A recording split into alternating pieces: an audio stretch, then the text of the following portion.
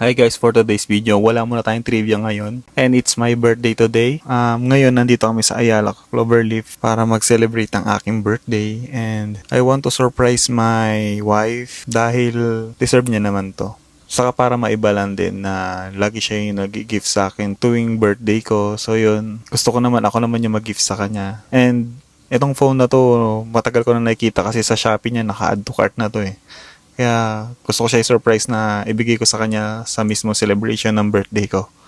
Ayan, panoorin niyo kung anong reaction niya pag nakita niya tong surprise ko sa kanya. Actually, yung wife ko kasi sobrang na-appreciate niya yung mga maliliit na bagay. Kaya pag binibigyan siya, sobrang tuwan-tuwa siya. Kaya ngayon gusto kong makita yung reaction niya pag nakita niya yung dream phone niya na binigay ko sa kanya. So yun, sana magustuhan niya lalo. Kasi ang sarap niyang tingnan na tumatawa, nakangiti. Kaya deserve niya tong mga gantong bagay. And sana ma-enjoy niya. Siguro, ito na yung advance Christmas gift ko sa kanya saka sa birthday niya. Dahil wala na tayong budget para sa birthday niya. Siguro kakain na lang kami sa birthday niya. So yun, Mami, thank you sa pag-aalaga sa amin ng mga anak mo. And I love you.